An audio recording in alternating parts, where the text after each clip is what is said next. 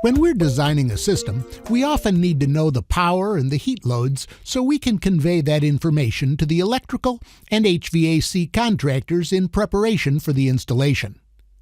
Today we'll take a look at how this is done and how to present that information to the tradesmen. And as a reminder, if you like these short videos, please like and subscribe to our channel. Now, typically power supplies are somewhere around 60 to 80% efficient, depending on the quality and the cost of the supply. That means for every 100 watts you put into it, you can only get between 60 and 80 watts out. Now, if we flip that around, it tells us that if we need to use 100 watts of power for our device, our power supply will typically consume between 125 and 167 watts of power.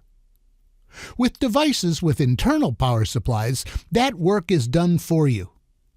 Today, however, many devices we have use external power supplies.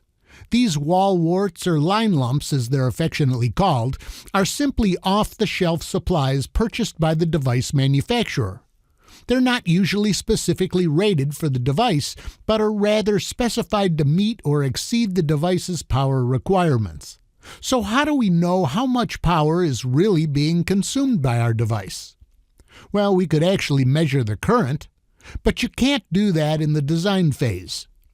Instead, we'll look at the specifications of the device to find the power requirements.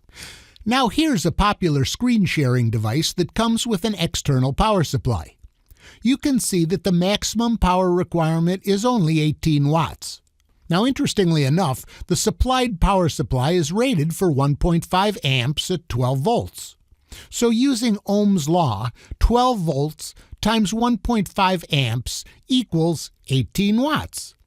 Now here's the specs for a DSP with an internal power supply. Now on this device, the required power is 2.8 amps at 120 volts. Again, using Ohm's law, 120 volts times 2.8 amps equals 336 watts. And here is the power amplifier with an internal supply. On this sheet, we see that the power consumption is 600 watts. Now, how do we calculate the total power requirement to give to the electrical contractor? Well, first, we need to add all the device's power consumption in watts. We have 18 watts plus 336 watts plus 600 watts. And that gives us 954 watts. So using Ohm's law, we can convert this to amps at the 120 volt outlet. We simply divide 954 watts by 120 volts, and we get 7.95 amps. Then we'll divide 7.95 amps by 80% for headroom, and we get 9.94 amps required. In this case, we can comfortably tell the EC that a single 15-amp circuit is all that we'll need. Now we want to find out what the heat load is on this equipment.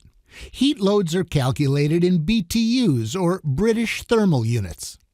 When you're calculating heat loads to make sure you have enough air conditioning or airflow, you have to take into account all of the equipment in the space. Now, this might include equipment that's not part of your portion of the project, so you'll have to include any existing equipment that's provided by others as well. To find the heat load generated by our equipment, we just take the power consumption in watts and multiply that by 3.415. Now, in our case, we multiply the 954 watts times 3.415, and we get 3,258 BTU per hour heat load. Now, it's always wise to multiply this number by a safety factor of 1.2 to be confident in a worst-case scenario. Then, we give this number to the HVAC contractor as your requirement for cooling in the equipment space. So now you know how to calculate power and cooling requirements for any project you're working on. As always, please like and subscribe to our channel if you found this short video helpful.